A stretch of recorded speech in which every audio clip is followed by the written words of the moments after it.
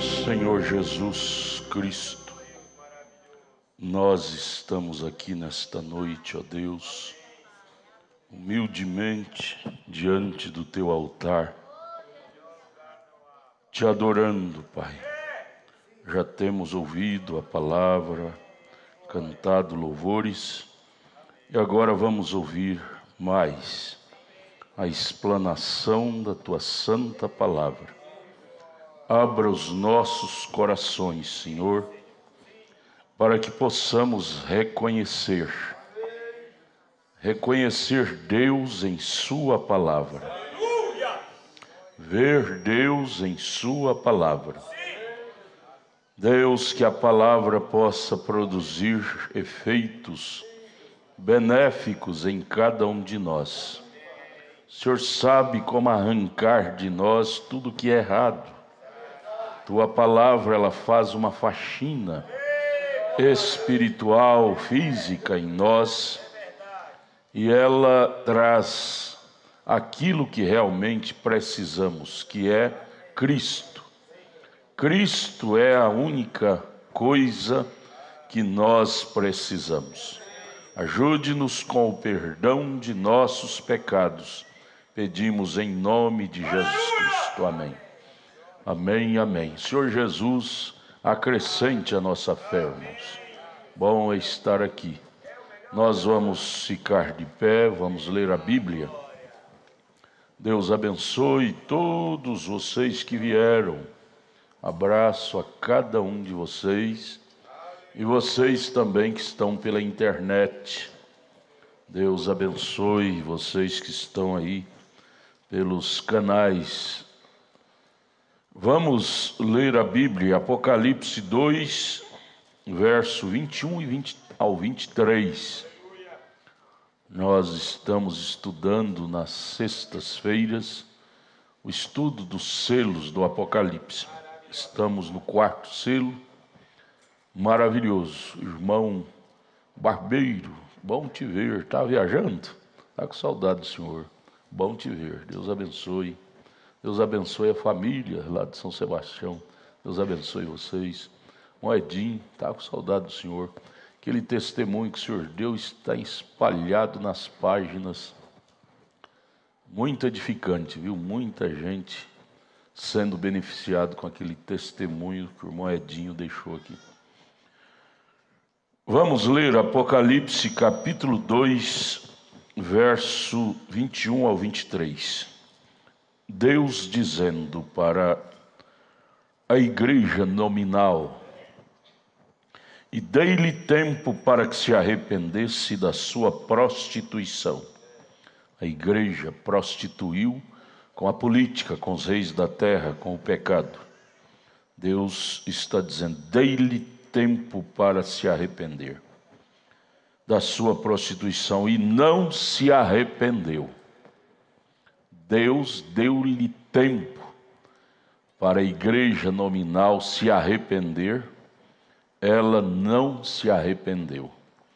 Verso 22: eis que a porei numa cama, e sobre os que adulteram com ela virá grande tribulação, adultério espiritual, fornicação, se não se arrependerem das suas obras.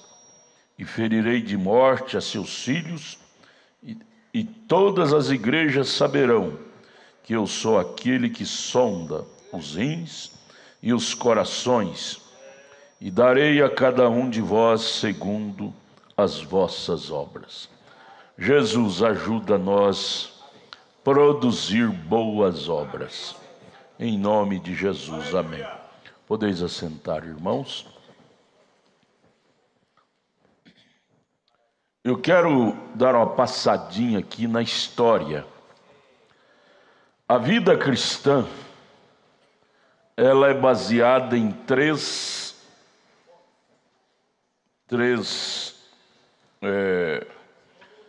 colunas.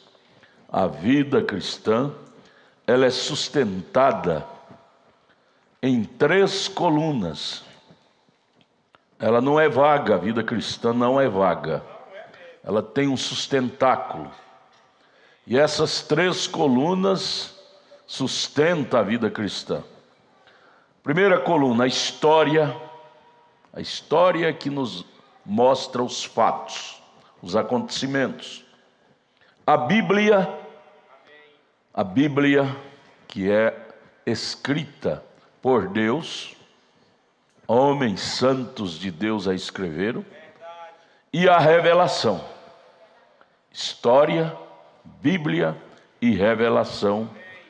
Monta essas 3 colunas que sustenta o cristianismo.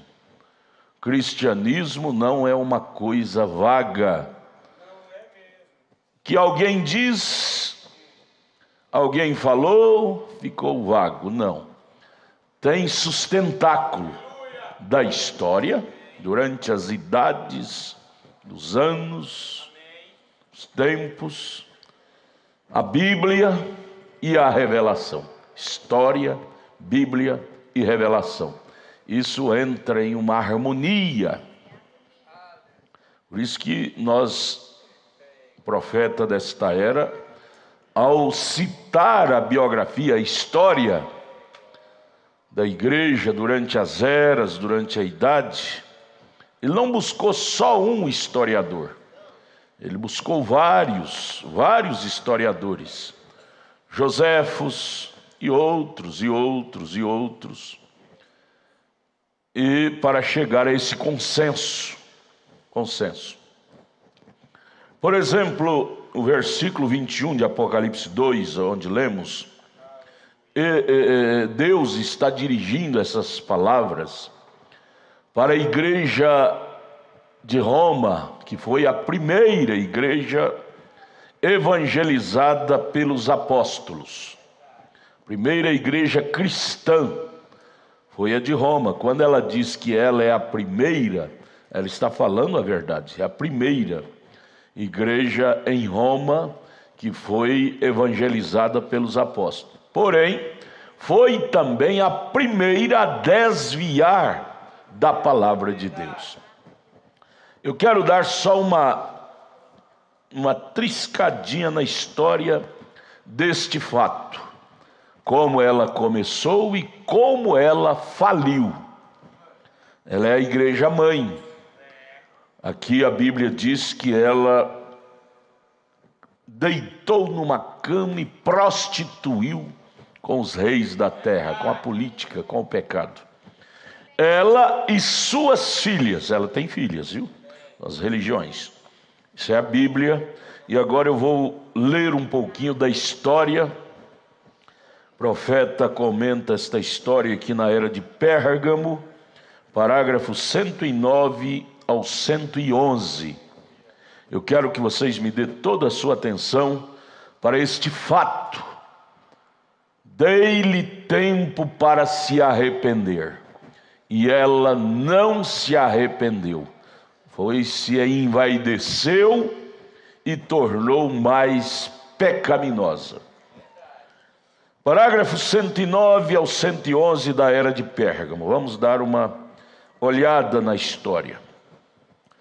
Ora, isto não é meramente um assunto, mas isto é um fato histórico que provaremos, voltando à história por volta do ano 36 após Cristo, chegando até o concílio de Niceno de 325, quando os cristãos, ali por volta do ano 36 após Cristo, principalmente os cristãos judeus de nascimento, através do batismo, do derramamento do Espírito Santo, lá em Atos capítulo 2, aquilo ardeu o coração dos cristãos com aquele amor às missões, e eles espalharam por muitas nações, evangelizando,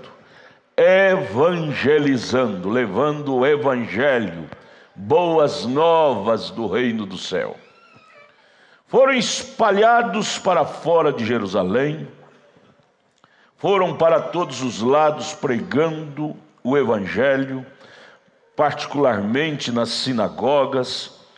Assim, dentro de 3 anos, ou por volta do ano 36 após Cristo, o evangelho tinha sido levado até para Roma pelos evangelistas Június e Andrônicos, os 2 evangelistas, Június e Andrônicos, que segundo Romanos capítulo 16, verso 7, eram apóstolos. O trabalho floresceu ali durante vários anos, ali em Roma. Eles abriram o evangelho, houve aceitação do evangelho ali em Roma, através desses 2 missionários, Június e Andrônicos, no ano 36 após Cristo. Durante vários anos o evangelho prosperou ali, até que constantes alterações entre eles levou o imperador Cláudio a expulsá-los de Roma.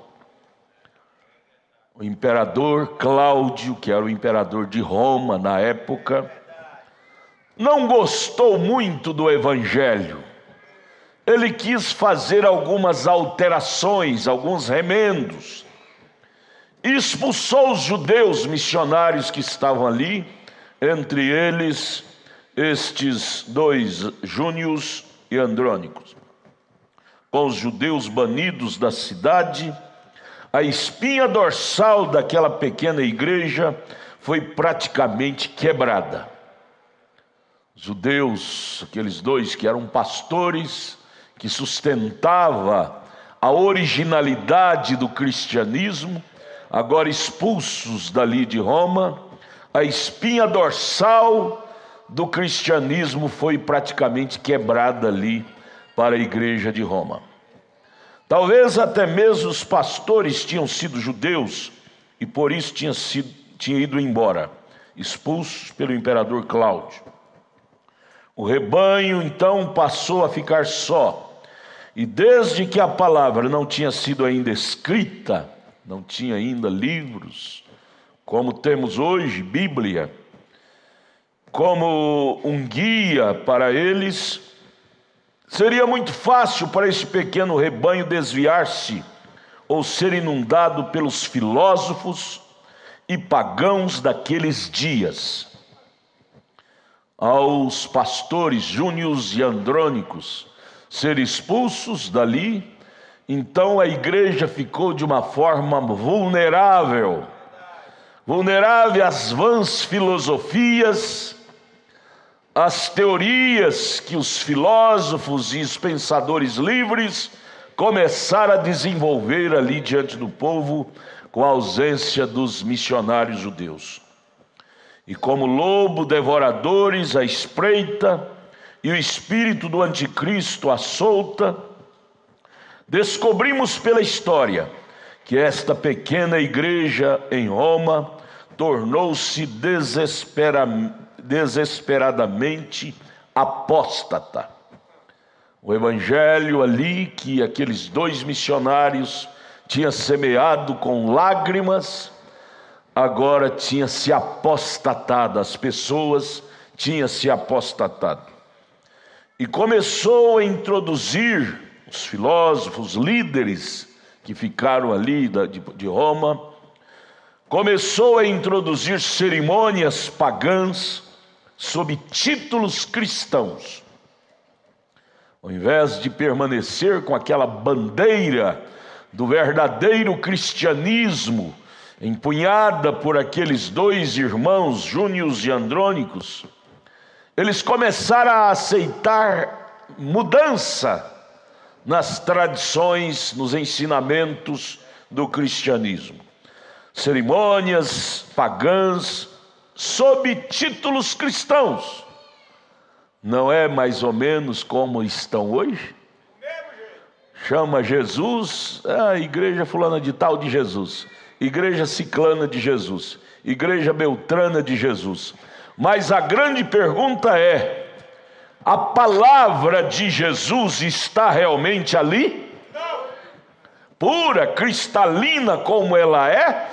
ou estão tomando a palavra de uma forma aproveitadora, por conveniência, para inserir no meio dela dogmas de homens de seminários, de teologia, para eles crescerem em suas próprias ideias. As coisas não têm mudado muito.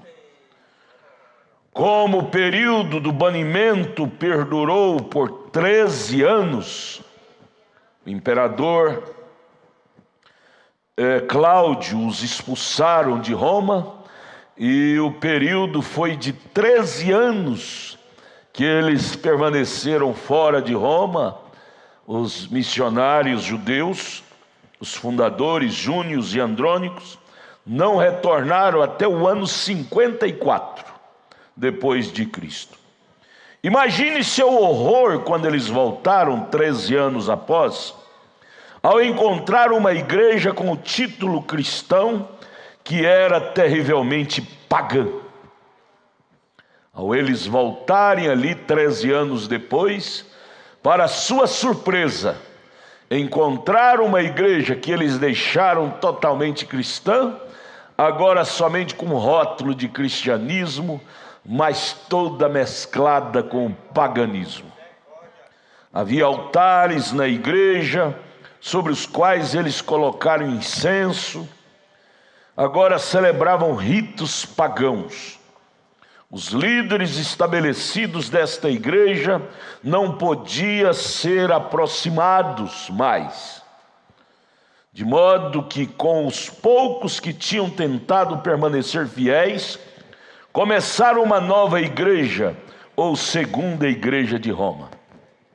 Ao eles voltarem ali, Júnios e Andrônicos, a primeira igreja os rejeitou, eles não puderam ter acesso a ela, porque ela tinha se misturado com o paganismo, através de seus líderes, filósofos, pensadores livres. E aí então eles começaram uma segunda igreja em Roma, cristã. Deus graciosamente operou entre eles com sinais e maravilhas, de modo que uma segunda igreja foi começada.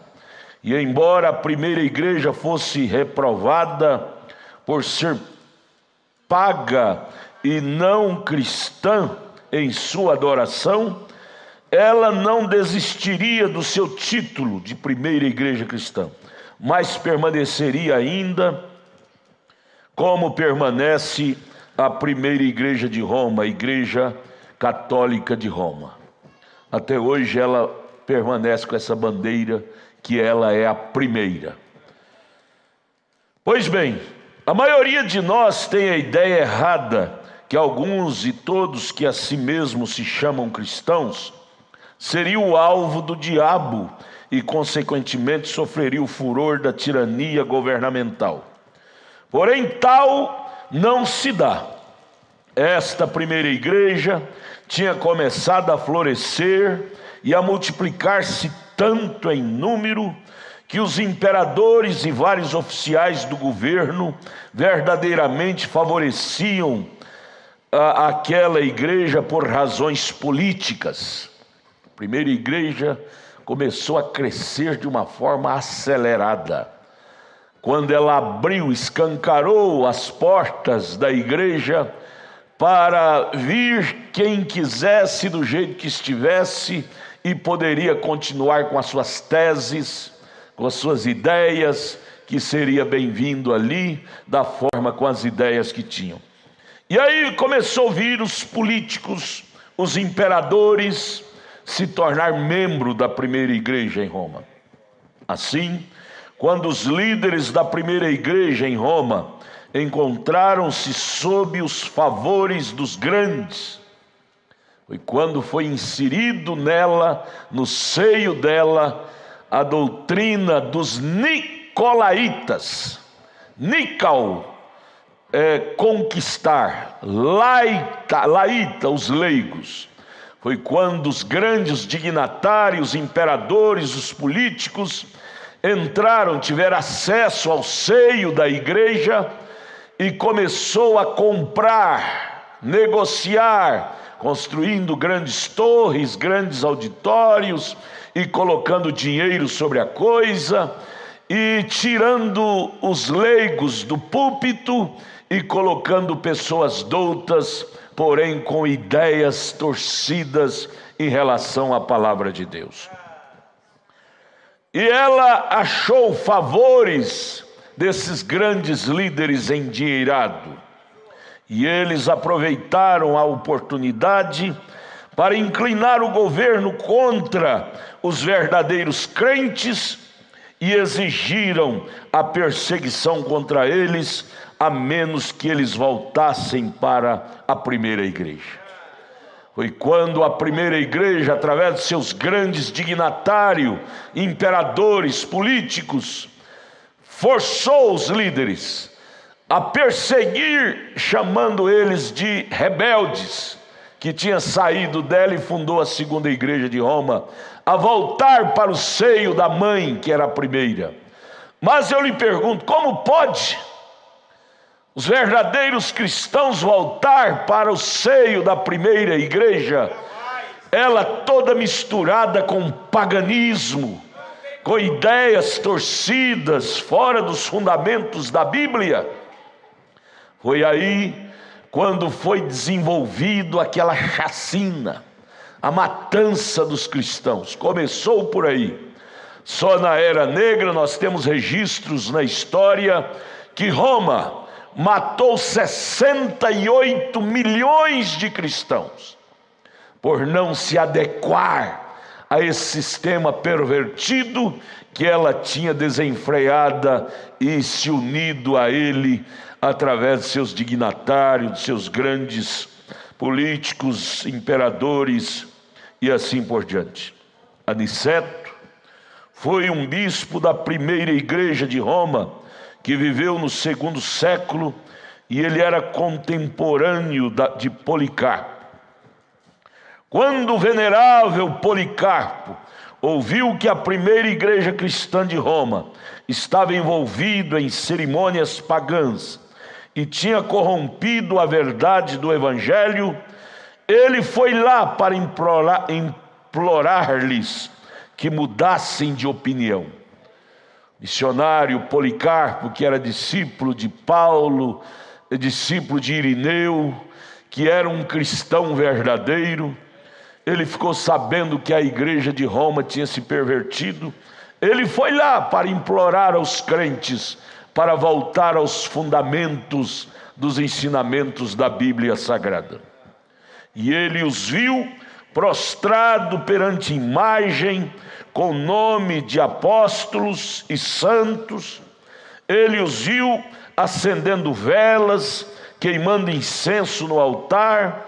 Ele os viu celebrando a Páscoa sob o nome de Hester, imagens, santos que já morreram, onde elevaram o pão em formato de um disco, honrando Deus Sol. Ministram, até hoje eles ministram a ceia, a Eucaristia, com um pãozinho redondo. Aquele pão redondo é símbolo do Deus Sol. Eles adoram o Deus Sol. O pão da ceia deles é redondo. Aquilo tem um símbolo. Paganismo, adorador do Deus Sol. Por isso que nenhum cristão toma a ceia com pão redondo. O pão é quebrado, não arredondado. A Bíblia diz que Jesus partiu o pão e depois, espargindo vinho como uma libação aos deuses.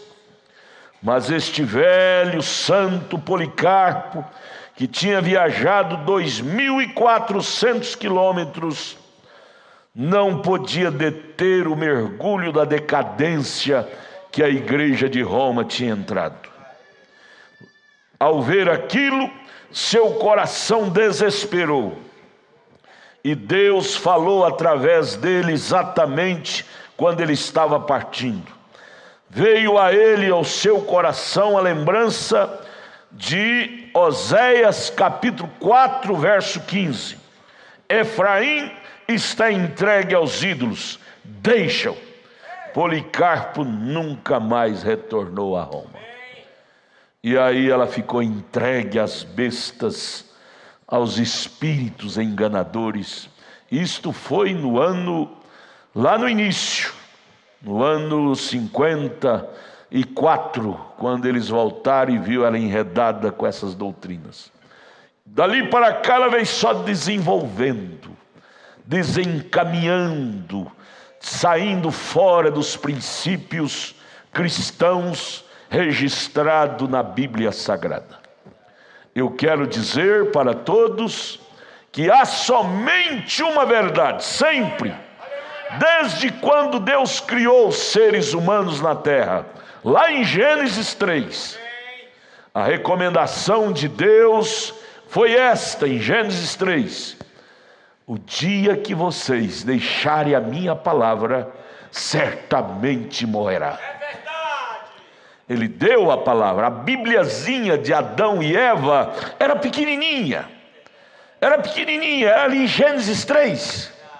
Não comereis deste fruto proibido, fruto que é o pecado. Se você tocar e misturar isto com a árvore, o fruto da árvore da vida, que é Cristo, certamente morrereis. E o certo é que eles não conseguiram permanecer com a virgindade da palavra de Deus entre eles, e a mesclaram, e a venderam a pureza do evangelho por credo, por dogmas e por dinheiro dos dignatários que entrou ali para conquistar os leigos na primeira era da igreja. Dei-lhe tempo para que se arrependesse da sua prostituição, e não se arrependeu. Não espere, amados irmãos, o mundo se arrepender. Não espere as falsas religiões se arrependerem. É a Bíblia não falha. Dei-lhe tempo para se arrepender, porém não se arrependeu. Quem se arrepende não é as religiões, mas são os indivíduos. Deus não está atrás de religião, Deus está atrás de indivíduo, é de pessoa. Apocalipse 3:20, ele diz: eis que eu estou à porta e bato. Se alguém que está lá dentro ouvir a minha voz e abrir o seu coração, entrarei e cearei com ele e ele comigo. Ele está batendo na porta do coração do indivíduo, da pessoa. Ele bateu na porta do meu coração, e pela graça de Deus eu entendi seu chamado e fui batizado no nome de Jesus Cristo, tomando a palavra dele como meu absoluto. E isto aconteceu com cada um de vocês.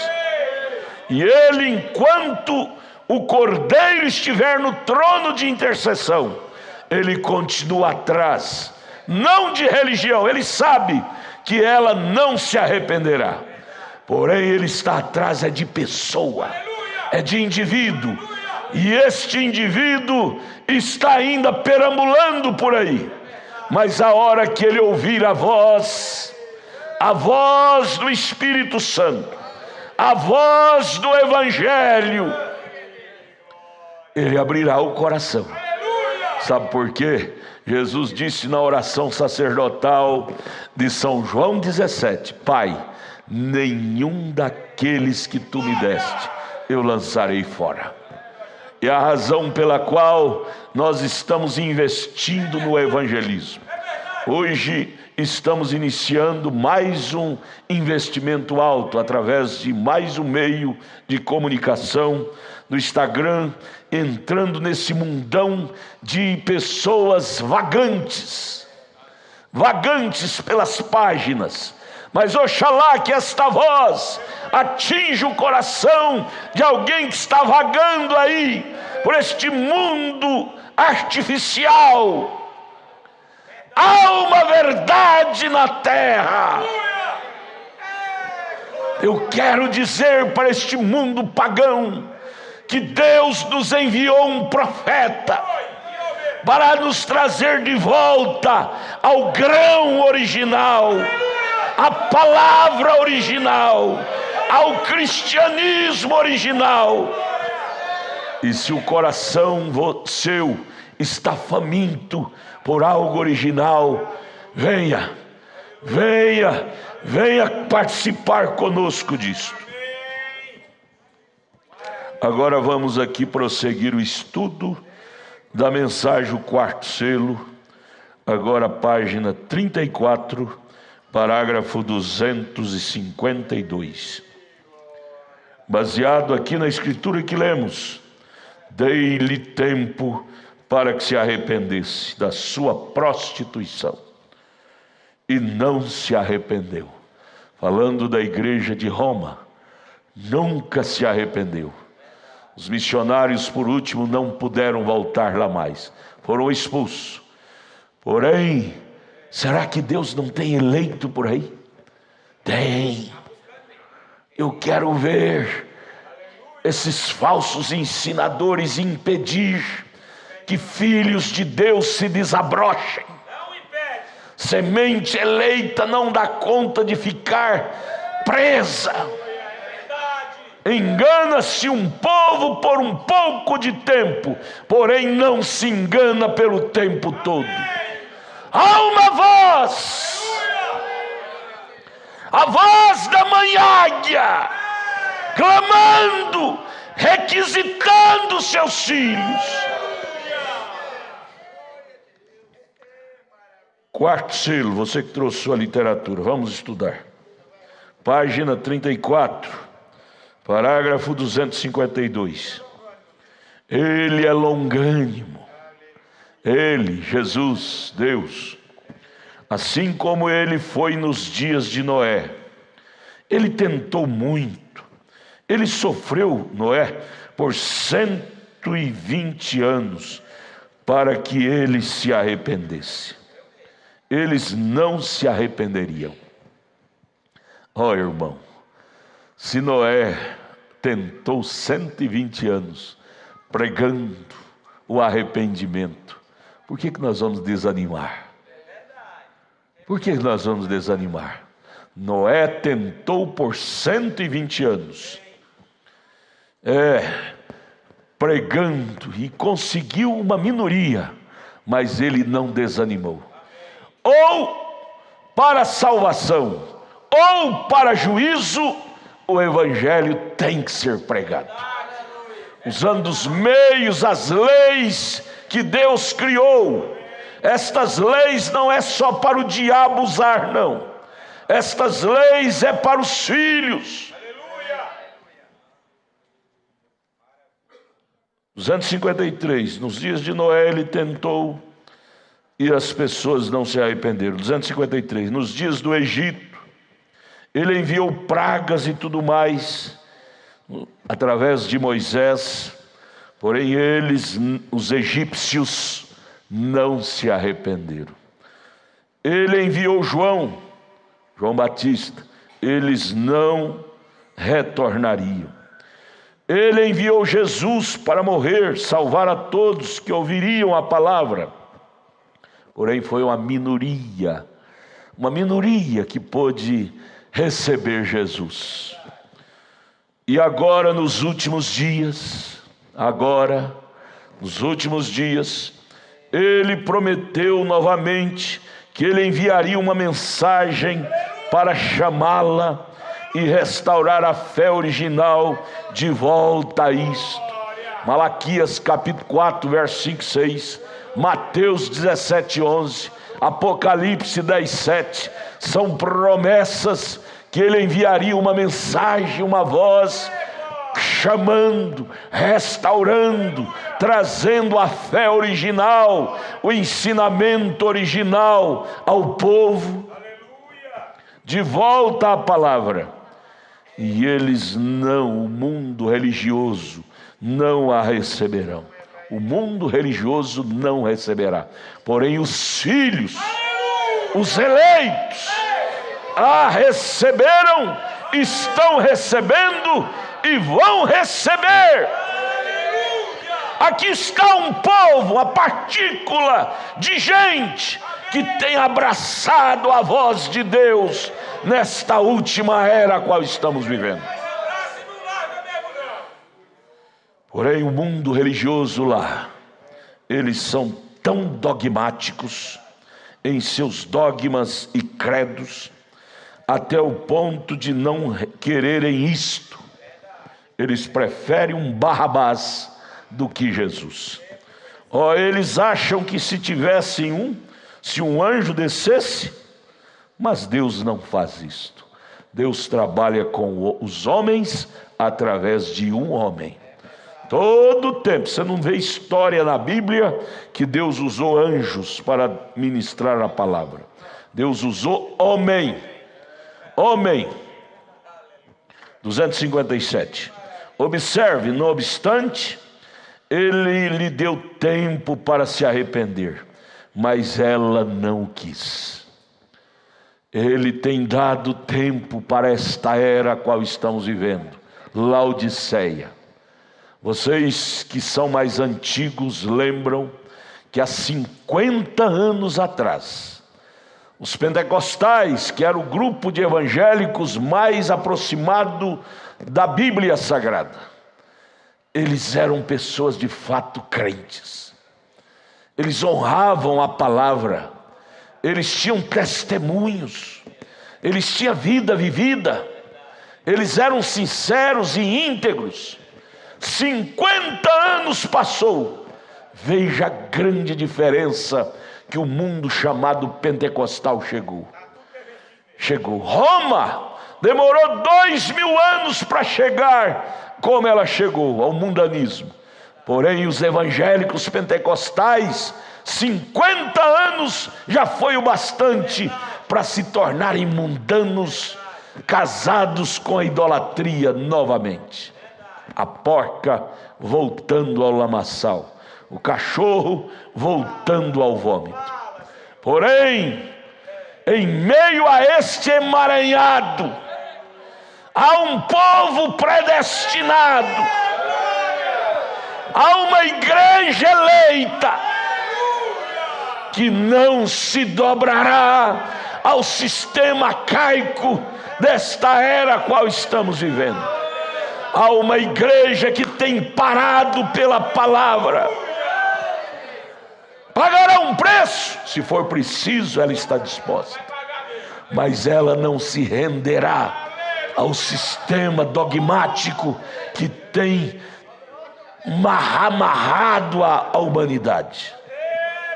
Ela permanecerá com a bandeira da verdade erguida, ainda que custe sua própria vida, mas a luz do Evangelho continuará brilhando, ainda que seja nas arenas, ainda que seja nas fornalhas, a luz do Evangelho continuará brilhando através desta igreja noiva.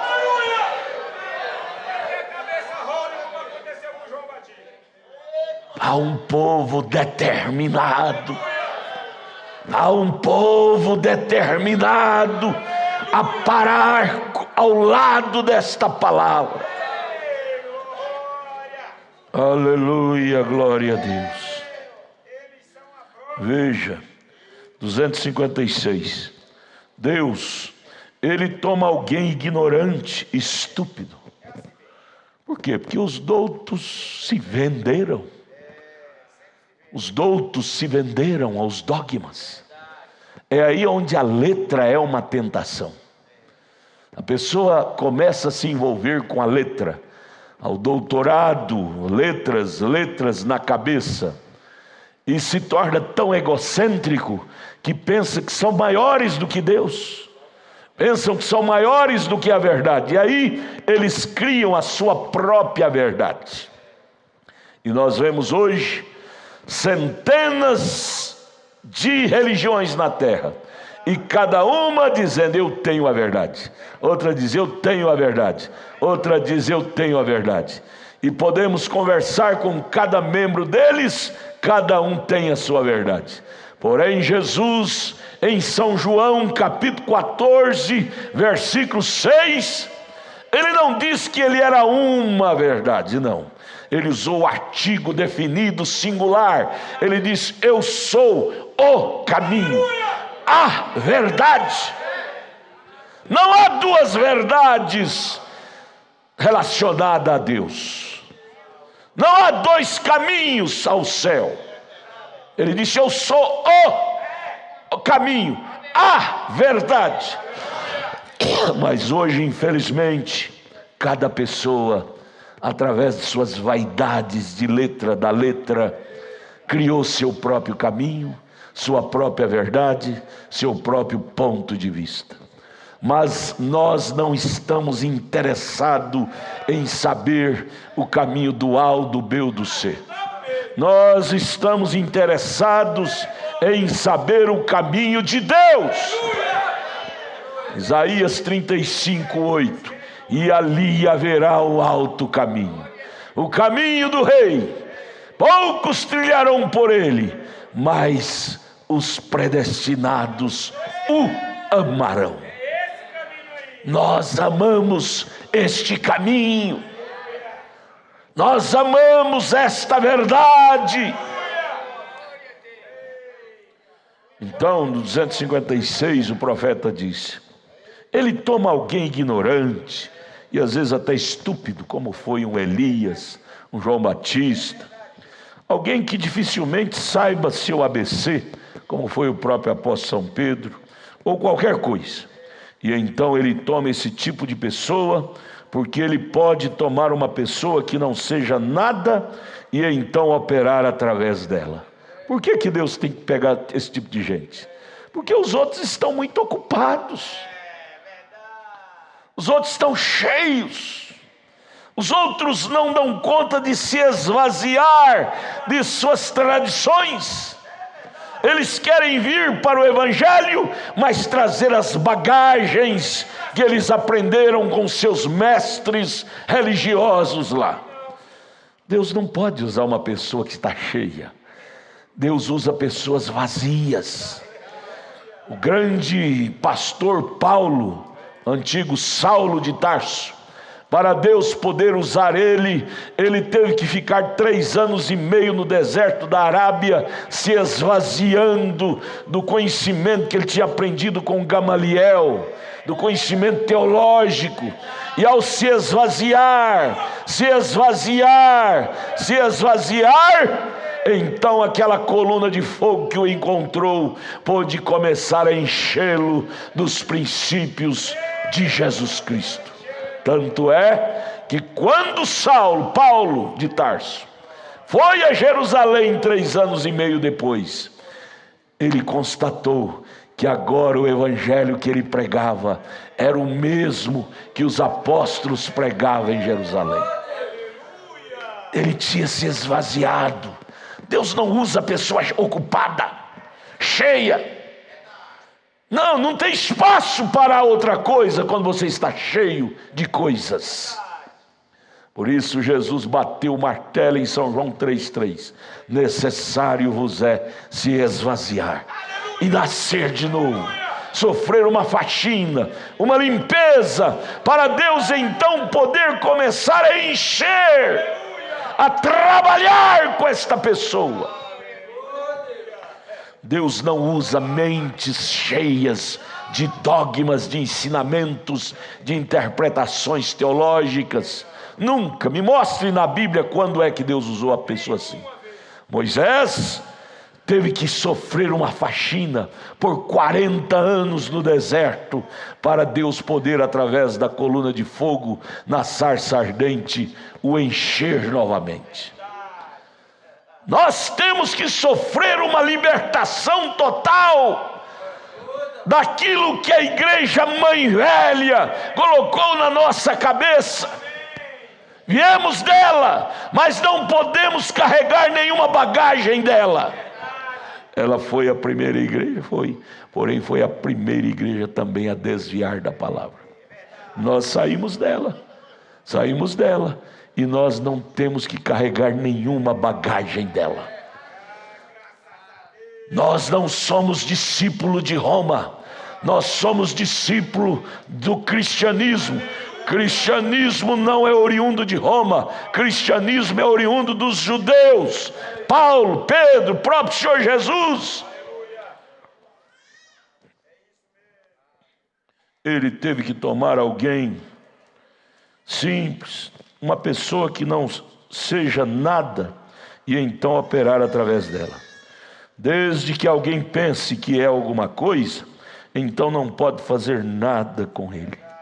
Tem jeito de Deus trabalhar com uma pessoa que pensa que é alguma coisa. Deus, olha, escute isso aqui. Deus usa o homem, mas Ele não usa nada das bagagens do homem. Deus usa a mulher, mas Ele não usa nada das bagagens da mulher. Não, as ferramentas é Ele que nos dá.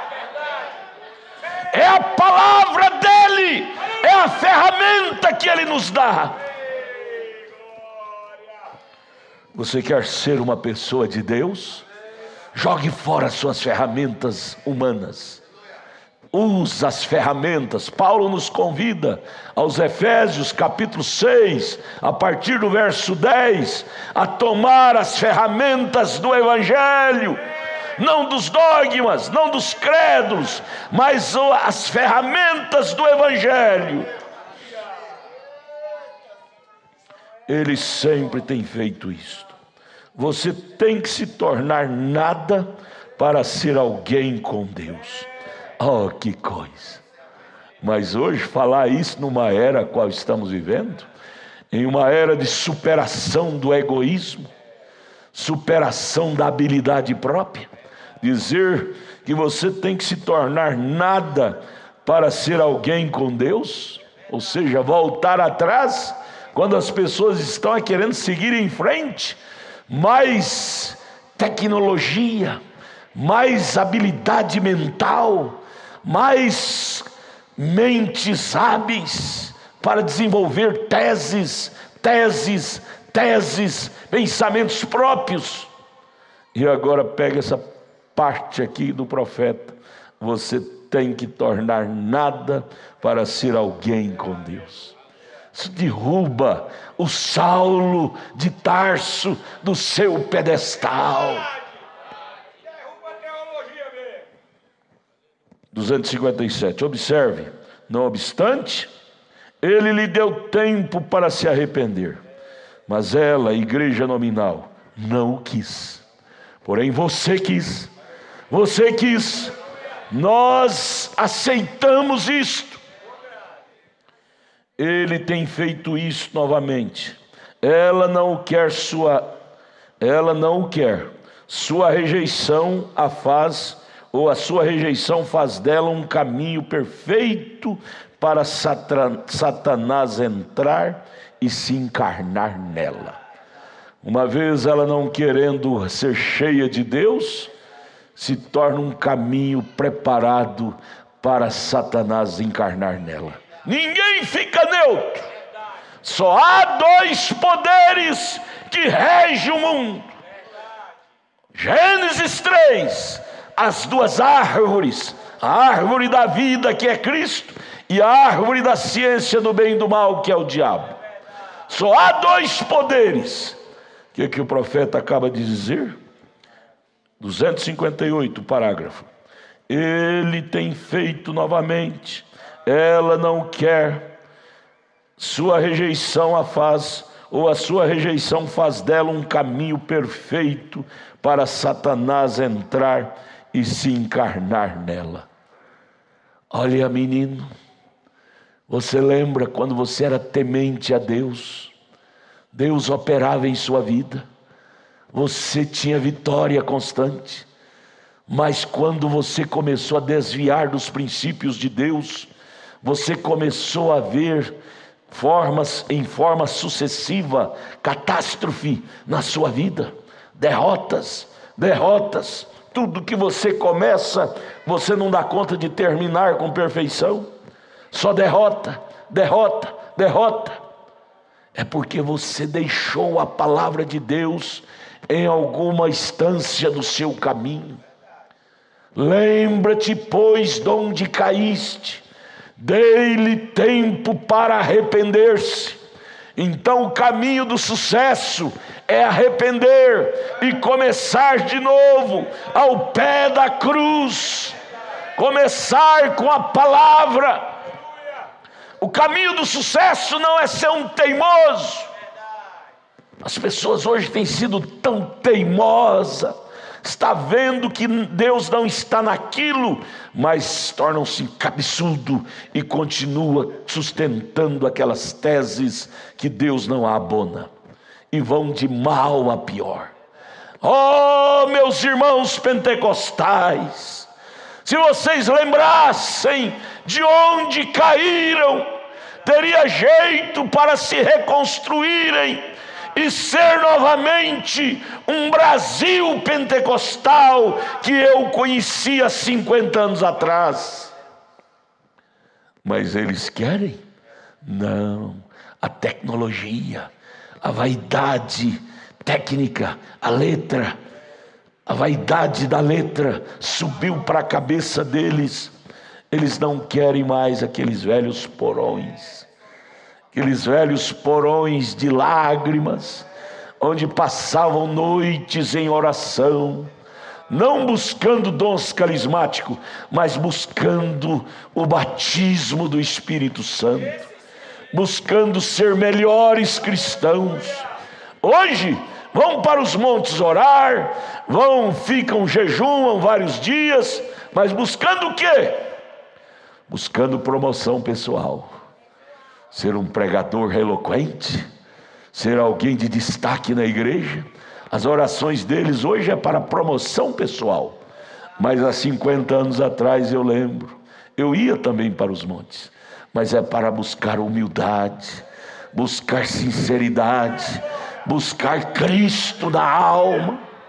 Era diferente. Eram orações concentradas em algo real, sem vaidade. Mas a letra desenvolveu na cabeça deles, e ao invés de voltar àqueles velhos tempos de lágrimas, onde os cultos terminavam com lágrimas, hoje terminam mascando chicletes. Página 35, correto. O diabo se encarna nela, porque ela rejeitou a palavra, a falsa igreja, a igreja nominal. E esta é exatamente a mesma coisa pela qual a igreja protestante se torna uma prostituta, prostituindo com a política, com o mundanismo, com o pecado. É porque ela rejeita a vindicada verdade da palavra de Deus, e isto dá um lugar ao diabo. Você tem que acordar. Estamos falando em cadeia de internet pelo mundo afora, transmissão. Isto dá lugar ao diabo. Ao você rejeitar a palavra, você dá lugar ao oposto à palavra de Deus. Ninguém fica neutro. Dá lugar ao diabo para entrar ali e se encarnar. Nós estamos vendo, amados, só cego para não ver o mistério da piedade. 1 Timóteo 3,16, que é Deus se tornando carne. Porém podemos ver do outro lado o mistério da iniquidade, que é o diabo se fazendo carne. Só cego para não ver esses dois mistérios em pleno desenvolvimento. O incrédulo se tornando cada vez mais incrédulo à palavra de Deus. Os crentes cada vez mais interessados em ser crente. Mistério da piedade, Deus se fazendo carne. Mistério da iniquidade, o diabo se fazendo carne. Isto é inevitável. Veja, isto dá lugar ao diabo para entrar ali e encarnar. E ele fará uma imagem à besta, quando juntos forem consolidados lá agora e seguirão exatamente como ele disse. Isto é correto, amém. 259, o profeta disse: se eu tivesse cultura, eu poderia explicar isto. Eu não tenho nenhuma cultura, estou apenas esperando que o Espírito Santo revele isto a vocês. Ele o fará. Aqueles, isto é correto. Ele o fará, sim, observe. Veja como o que ela fez aqui. Ela rejeitou a mensagem de Deus para o seu arrependimento. Irmão, nós temos que buscar ouvir a palavra com a alma. Às vezes nós estamos ouvindo na cabeça. Temos que descer um pouco ao coração. A palavra deve promover arrependimento, mexer com as nossas entranhas. Ao terminar o culto, devemos vir ao altar arrependido. Ao terminar o culto, devemos despedir uns dos outros e voltar para casa com o coração inflamado de desejo de ser crente. Coração, a palavra deve gerar em nós arrependimento. Sim, nós erramos 10.000 vezes por dia, por palavras, por obras, por pensamento. E ao vir ao culto, a palavra deve promover dentro de nós arrependimento. Se isso não estiver acontecendo conosco, tem alguma coisa errada em nós. Ao terminar o culto, devemos ir ao altar com lágrimas, dizer: Deus, me ajude a ser o melhor crente. Nós devemos aprender a ouvir a palavra com a alma. É diferente. Quando você vem ao culto e ouve só com a cabeça, não dá desejo de arrepender de nada. Você sai do jeitinho ou pior do que você entrou. Mas quando você vem e desarma, o problema é que nós viemos para a igreja muito armado com ego, com sabedoria humana, e começamos a refutar a palavra. O pregador prega e nós sentados no banco começamos a filtrar, refutar. Ela não promoverá arrependimento em nós. Mas quando nós nos desarmamos de nossas armaduras próprias e dizemos: Deus, fala que o teu servo ouve, fala que a tua serva ouve.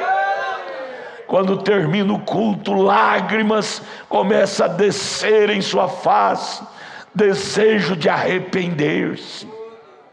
Porém, isso não acontece lá com o mundo. Dei-lhe tempo para arrepender, porém eles não quiseram. Terão que encarar a besta. Esse sistema fará uma imagem à besta. Besta quer dizer um poder monstruoso. Quando juntos forem consolidados, lá agora, e seguirão exatamente como ele disse. Isto é correto, amém. Agora é o 260. Veja como que ela fez aqui. Ela rejeitou a mensagem de Deus para o seu arrependimento. Ela começou como anticristo. E isto é o que ela foi. Ela se tornou um falso profeta, o diabo encarnado. E ela o fez com seu falso ensinamento. Então, com tudo isto, Deus lhe deu tempo para que se arrependesse. Tentou obtê-la. Veja como Deus é bom, irmão. Veja como Deus é bom. Viu o desvario da igreja romana, ainda deu tempo para ela arrepender. Deus não é mau, irmãos, que nos fulmina à primeira vista. Ele dá tempo, Ele envia profetas, Ele envia mensageiro, dizendo: volte, volte, arrependa. Porém o homem, quando se entra pelos seus próprios caminhos, é difícil voltar atrás. Aí nós devemos dar glória a Deus, por Deus ter cruzado o nosso caminho, e nós voltamos atrás, abandonamos nossos credos, nossos pontos de vista, e nos curvamos à palavra e dizemos: Deus, o certo é o Senhor, o errado sou eu. Deus, eu me rendo à tua palavra, eu me rendo ao teu ensinamento. Oh, como Deus não pode abençoar uma pessoa assim, uma pessoa que não para em seus próprios pensamentos, em seus próprios pontos de vista, mas ele é sobre a palavra de Deus. Como Deus não pode abençoar uma pessoa que se rende a ele assim? Porém, um coração entenebrecido, arruinado, arrogante, não tem jeito de Deus operar.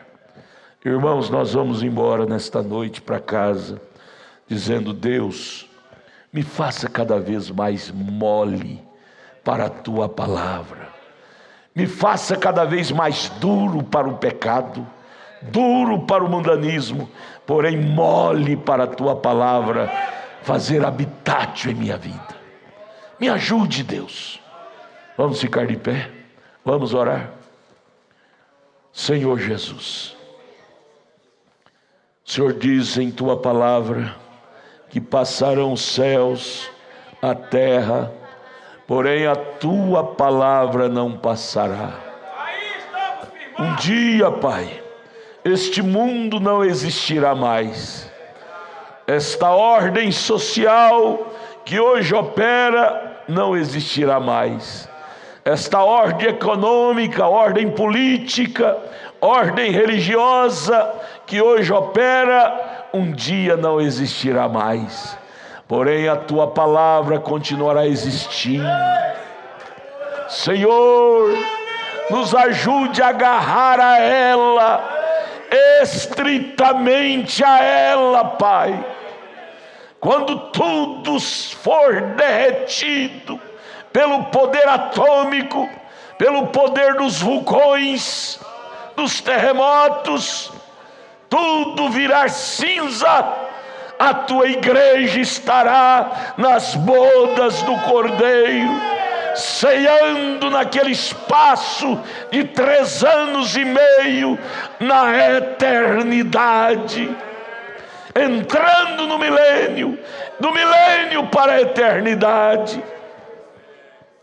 Senhor, então, não deixa nós basear a nossa fé em nenhum dogma humano, em nenhum credo humano, mas inteiramente na pura palavra do Senhor. Porque um dia tudo isso aqui vai acabar, vai passar, vai terminar. A concupiscência dos olhos, a concupiscência da carne, a soberba da vida, tudo vai acabar, porém a tua palavra continuará intacto. Oh Deus, ajude a dar nossas vidas a ela, agarrar com a alma a ela. Aqueles cristãos, 68 milhões que foram mortos durante as eras, é porque eles agarraram esta palavra.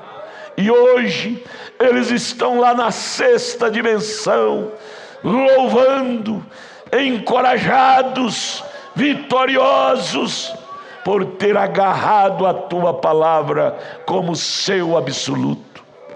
E para nós reunirmos com eles do lado de lá, precisamos tomar a mesma decisão que eles tomaram de cá. A palavra do Senhor. Dá-nos essa prudência, Pai.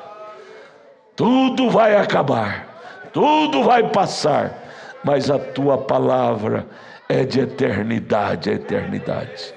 Senhor, tua palavra cura agora os enfermos, liberta agora os cativos, solte as correntes e as pessoas sejam libertadas, sejam salvas, sejam atingidas pelo sobrenatural, em nome de Jesus Cristo, Filho do Deus vivo.